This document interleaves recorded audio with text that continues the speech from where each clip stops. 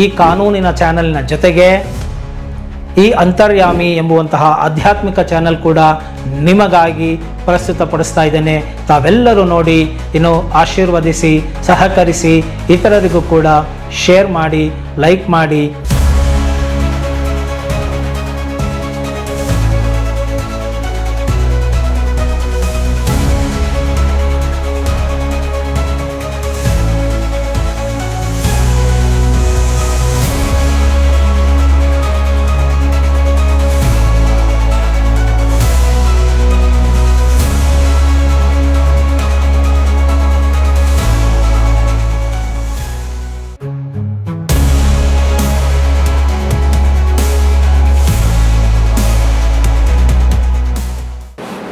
ನಮಸ್ಕಾರ ನನ್ನ ಪ್ರೀತಿಯ ವೀಕ್ಷಕರೇ, ನಾನು ನಿಮ್ಮ ಮಂಜುನಾಥ್ ಅಡ್ವೊಕೇಟ್ ಹಾಗೂ ಅಧ್ಯಾತ್ಮ ಚಿಂತಕರು ಮಾತಾಡ್ತಾ ಇರ್ತಕ್ಕಂಥದ್ದು.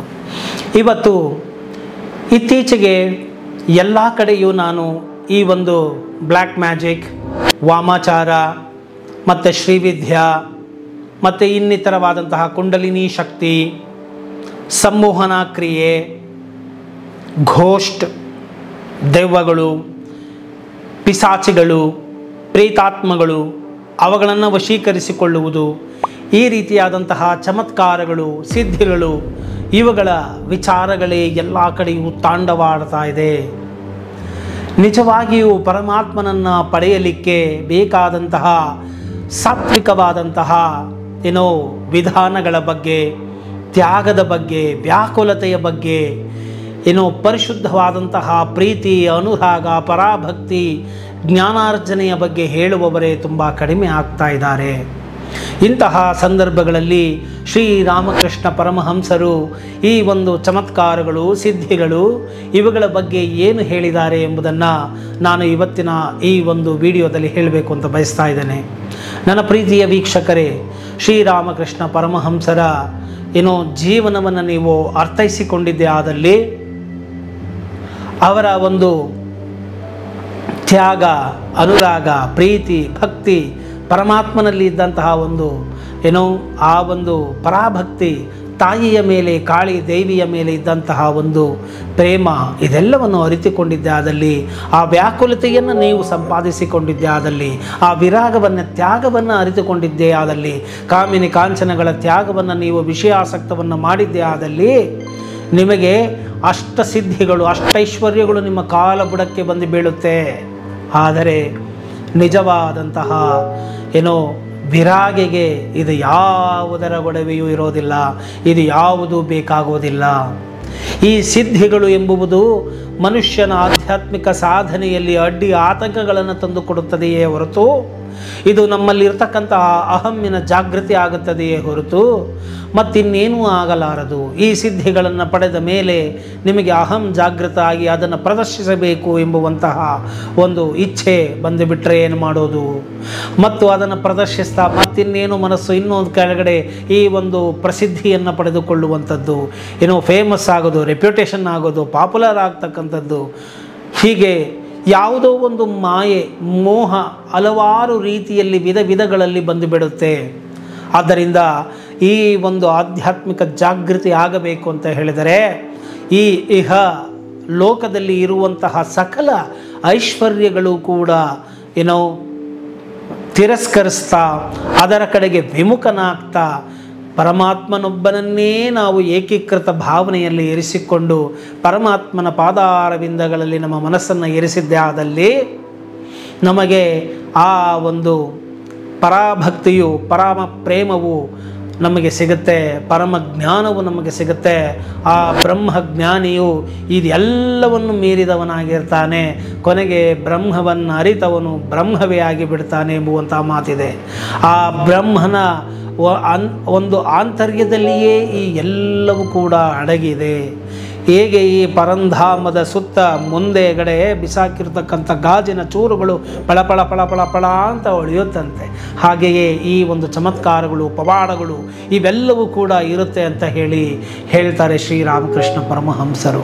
ನೋಡಿ, ಒಂದು ಉದಾಹರಣೆಯನ್ನು ಕೊಡ್ತಾರೆ. ಹೀಗೆ ಯಾವುದೋ ಒಬ್ಬ ಯೋಗಿ ನದಿಯ ಮೇಲೆ ನಡೆದುಕೊಂಡು ಹೋಗ್ತಾ ಇರ್ತಾರೆ. ಪರಮಹಂಸರು ಆ ಒಂದು ದೋಣಿಯಲ್ಲಿ ಕೂತು ಮಗುವಿನ ಥರ ಕೂತುಕೊಂಡು ಆ ಒಂದು ಪ್ರಕೃತಿ ಮಾತೆಯ ಸೌಂದರ್ಯವನ್ನು ಸವಿತಾ ಮಗುವಿನ ತರಹದಲ್ಲಿ ಇತ್ಕೊಂಡು ಹೋಗ್ತಾ ಇರ್ತಾರೆ. ಆಗ ಆ ಒಂದು ಯೋಗಿಯು ಬರ್ತಾನೆ, ಪರಮಹಂಸರೇ ಹೇಗಿದ್ದೀರಾ? ನಿಮ್ಮ ಮಾತುಗಳನ್ನು ಹಾಗೂ ನಿಮ್ಮ ಬಗ್ಗೆ ಸಾಕಷ್ಟು ನಾನು ಕೇಳಿದ್ದೇನೆ. ನೋಡಿ, ನಾನು ನೀರಿನ ಮೇಲೆ ನಡೆದುಕೊಂಡು ಬರ್ತಾ ಇದ್ದೇನೆ, ನಾನು ಎಂತಹ ಸಿದ್ಧಿಯನ್ನು ಪಡೆದುಕೊಂಡಿದ್ದೇನೆ ನೋಡಿ ಅಂತ ಹೇಳ್ತಾರೆ. ನೀವು ಯಾವುದೇ ಸಿದ್ಧಿಗಳು ಸಿದ್ಧಿಸಲಿಲ್ಲವೇ ಅಂತ ಹೇಳಿ ಕೇಳ್ತಾರೆ. ಆಗ ಇಲ್ಲಪ್ಪ, ನನಗೆ ತಾಯಿಯನ್ನು ಬಿಟ್ಟು ನನಗೆ ಇನ್ನೇನು ಬೇಡದಾಗಿದೆ, ತಾಯಿಯ ಕೃಪೆ ಒಂದಿದ್ದರೆ ಸಾಕು ನನಗೆ. ನಾನು ಆಕೆಯ ಪಾದ ಪದ್ಮಗಳಲ್ಲಿ ನಾನು ಮಗುವಿನ ರೀತಿಯಲ್ಲಿ ಇದ್ದೇನೆ, ನನಗೆ ಅದರಿಂದಲೇ ಸಂತೃಪ್ತಿ ಇದೆ, ತೃಪ್ತಿ ಭಾವವಿದೆ. ಏನೋ ಸಮಾಧಿ ಭಾವವು ಅವಾಗವಾಗ ಬರ್ತಾನೇ ಇರುತ್ತೆ.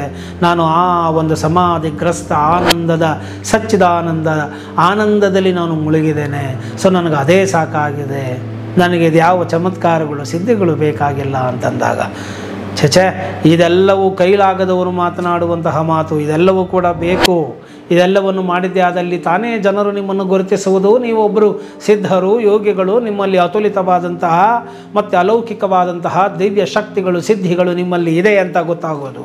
ಜನಗಳು ನಿಮ್ಮ ಬಳಿ ಬಂದಾಗ ಅವರ ಸಮಸ್ಯೆಗಳನ್ನು ಕೇಳಿ ನೀವು ಅವರಿಗೆ ನಿಮ್ಮ ಸಿದ್ಧಿಯನ್ನು ಪ್ರದರ್ಶಿಸಿ ಅವರ ಸಮಸ್ಯೆಗಳನ್ನು ನೀನು ಪರಿಹಾರ ಮಾಡಿದ್ದೆ ಆದರೆ ತಾನೇ ನಿಮಗೆ ಏನೋ ಬೆಲೆ ಬರುವಂಥದ್ದು, ಅವರು ನಿಮಗೆ ಗೌರವ ಕೊಡುವಂಥದ್ದು ಅಂತ ಹೇಳಿ ಕೇಳ್ತಾರೆ.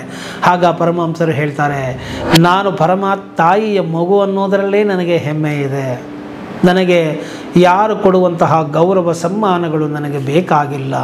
ಎಲ್ಲವೂ ಕೂಡ ಈ ಕೀರ್ತಿ ಏನೋ ಕಾಂಚನಗಳು, ಕೀರ್ತಿಗಳು ಎಲ್ಲವೂ ಕೂಡ ಕೀರ್ತಿ ಪತಾಕೆಯಾಗಿ ಕಾಡಿತ್ತು ಮಾಯೆ ಅಂತ ಹೇಳಿದ ಹಾಗೆ ಇದೆಲ್ಲವೂ ಕೂಡ ಒಂದು ಮಾಯೆಯಪ್ಪ, ಅರ್ಥ ಮಾಡ್ಕೋ ಅಂತ ಹೇಳ್ತಾರೆ. ನೋಡು, ಈ ಒಂದು ಸಿದ್ಧಿಯನ್ನು, ನೀರಿನ ಮೇಲೆ ನಡೆಯುವಂತಹ ಸಿದ್ಧಿಯನ್ನು ನೀನು ಪಡೆಯಲು ಎಷ್ಟು ವರ್ಷಗಳ ತಪಸ್ಸನ್ನು ಮಾಡಿದೆಯಾ ಅಂತಂದಾಗ, ಓಹೋ, ನಾನು ಸರಿಸುಮಾರು 12 ವರ್ಷಗಳ ತಪಸ್ಸನ್ನು ಮಾಡಿ ಸಿದ್ಧಿಯನ್ನು ಮೈಗೂಡಿಸಿಕೊಂಡಿದ್ದೇನೆ ಅಂತ ಹೇಳ್ತಾರೆ. ನೋಡಪ್ಪ, 12 ವರ್ಷಗಳ ಕಾಲ ನೀನು ಮಾಡಿ ಪಡೆದಂತಹ ಈ ಸಿದ್ಧಿಯು ಇದರ ಬೆಲೆ 4 ಆಣೆ ಅಷ್ಟೇ ಅಂತ ಹೇಳ್ತಾರೆ. ಅಂದರೆ 4 ಆಣೆ ನಾನು ಕೊಟ್ಟರೆ ಆ ದಡದಿಂದ ಈ ದಡಕ್ಕೆ ತೆಪ್ಪೆಗಳು ಇದ್ದಾವೆ, ಓಡಿಸುವವನಿದ್ದಾನೆ, ಆತನು ನನಗೆ ಆ ಕಡೆ ದಡವನ್ನು ಮುಟ್ಟಿಸುತ್ತಾನೆ. ಅದೇ 12 ವರ್ಷಗಳು ನೀನು ಆ ತಾಯಿಯ ಪಾದ ಪದ್ಮಗಳಲ್ಲಿ ನೀನು ಭಕ್ತಿಯನ್ನು ಮಾಡಿದ್ದೆ ಆದಲ್ಲಿ, ಮನಸ್ಸನ್ನು ಇಟ್ಟಿದ್ದೆ ಆದಲ್ಲಿ, ಆ ತಾಯಿಯ ಕೃಪೆಗೆ ಪಾತ್ರರಾಗುವುದೇನು ಬೇಕು ಅಂತ ಕೇಳಿದ್ದೆ ಆದಲ್ಲಿ, ಆ ಒಂದು ಅತುಲಿತವಾದಂತಹ ತಾಯಿಯ ಪ್ರೇಮವನ್ನು ನೀನು ಬಯಸಿದ್ದೆ ಆದಲ್ಲಿ, ಆತನ ಕೃಪಾ ಕಟಾಕ್ಷವನ್ನು ನೀನು ಬಯಸಿದ್ದೆ ಆದಲ್ಲಿ, ಇಷ್ಟೊತ್ತಿಗೆ ತಾಯಿಯೇ ನಿನ್ನ ವಶವಾಗ್ತಾ ಇದ್ದಳು. ಸೊ ಇಡೀ ಜಗತ್ತನ್ನೇ ಏನೋ ಜಯಿಸಿದಂತಹ, ಅದಕ್ಕೂ ಮೀರಿದಂತಹ ಬ್ರಹ್ಮಾನಂದವು ನಿನ್ನದಾಗ್ತಾ ಇತ್ತು. ಅದು ಎಂದಿಗೂ ಕೂಡ ಮಾಸದ, ಭತ್ತದ, ಕರಗದ ಏನೋ ಆನಂದವಾಗಿದೆ, ಚಿನ್ಮಯ ಆನಂದವಾಗಿದೆ. ಇದು ಜನಗಳು ನೋಡಿದೆ ಆದಲ್ಲಿ ನಿನಗೆ ನಿನ್ನ ಒಂದು ಅಹಮ್ಮಿಗೆ ತೃಪ್ತಿ. ಅವರು ನೋಡದೆ ಹೋದಲ್ಲಿ ನಿನ್ನ ಈ ಸಿದ್ಧಿಗೆ ಏನು ಫಲ? ಜನಗಳು ನೋಡಲಿ ಎಂದು ನೀನು ಚಮತ್ಕಾರಗಳನ್ನು ಮಾಡ್ತಾ ಇದೆಯಾ? ಜನಗಳು ಕೊಡುವಂತಹ ಭಿಕ್ಷೆ, ಜನಗಳು ಕೊಡುವಂತಹ ದಾನ, ಜನಗಳು ತಟ್ಟುವಂತಹ ಚಪ್ಪಾಳೆ, ಜನಗಳು ನಿನಗೆ ಕೊಟ್ಟಿರುವಂತಹ ಒಂದು ಮಾನ ಸಮ್ಮಾನಗಳು ಸೇರಿರುವುದು, ಇದೆಲ್ಲ ಕೀರ್ತಿಗಳು, ಈ ಎಲ್ಲವೂ ಕೂಡ ಒಂದು ಮಾಯೆಯೇ ಆಗಿದೆ. ಅವರು ಯಾರು ನೋಡದೆ ಹೋದಲ್ಲಿ ನಿನಗೆ ಓಹೋ ನನ್ನ ಈ ಒಂದು ಸಿದ್ಧಿಯನ್ನು ಪ್ರದರ್ಶಿಸಬೇಕು ಎಂಬುವಂತಹ ಹಂಬಲ. ನೋಡು ಹೇಗೆ ನೀನು ಸಿಗಾಕೊಂಡಿದೀಯಾ. ಈ ಒಂದು ಲೌಕಿಕ ವ್ಯವಹಾರಗಳಲ್ಲಿ ಒಂದರಿಂದ ನಿನಗೆ ಸುಖ ಇದೆ ಎಂದರೆ, ಕೀರ್ತಿ ಇದೆ ಎಂದರೆ, ಮತ್ತೊಂದು ಕಡೆ ನಿನಗೆ ದುಃಖ ಇದ್ದೇ ಇರುತ್ತದೆ. ಆದ್ದರಿಂದ ಈ ಒಂದು ದ್ವಂದ್ವಗಳ ಸುಳಿಯೊಳಗೆ ಸಿಗಾಕೊಳ್ಳಬೇಡ.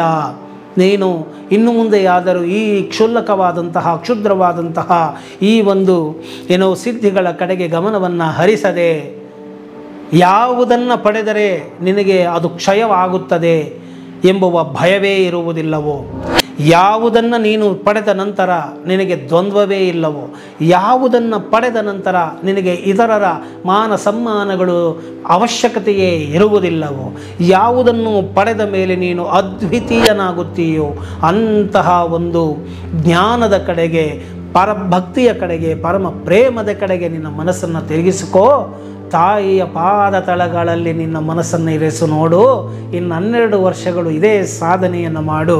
ನೀನು ಆಮೇಲೆ ನಿನಗೆ ಗೊತ್ತಾಗುತ್ತೆ ತಾಯಿಯ ಕೃಪೆ, ತಾಯಿಯ ಪ್ರೀತಿಯಿಂದ ನಿನಗೆ ಸಿಗುವಂತಹ ಆನಂದದ ಒಂದು ಮಜಲು ಏನು, ಆಧ್ಯಾತ್ಮಿಕವಾದಂಥ ಆ ಒಂದು ಐಶ್ವರ್ಯವೇನು, ಆ ಒಂದು ಬ್ರಹ್ಮಾನಂದದ ಅನುಭೂತಿಯನ್ನು ಅನುಭವಿಸಿ ನೋಡಿದರೆ ನಿನಗೆ ಈ ಎಲ್ಲ ಚಮತ್ಕಾರಗಳು ತೃಣಕ್ಕೆ ಸಮಾನವಾಗಿ ಕಾಣುತ್ತದೆ ಎಂಬುವಂತಹ ಮಾತನ್ನು ಶ್ರೀರಾಮಕೃಷ್ಣ ಪರಮಹಂಸರು ಹೇಳ್ತಾರೆ.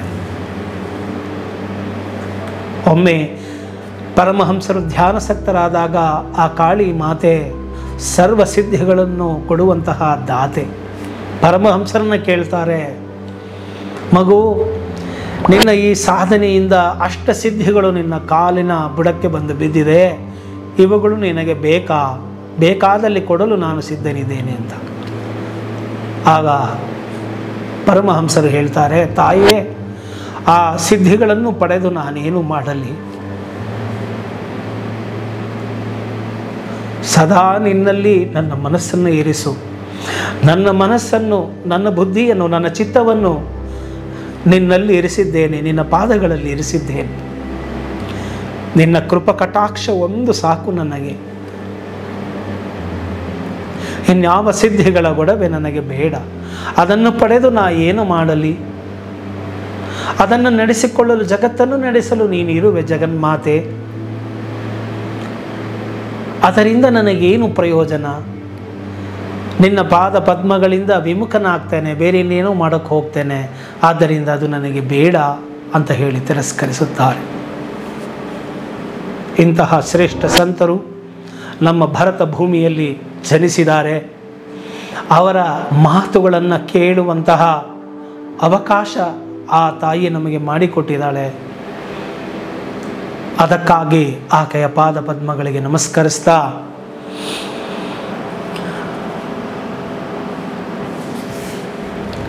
ಅಮ್ಮ ಅಮ್ಮ ಎಂದು ಕೂಗಿ ಕರೆವೆ ನಮ್ಮ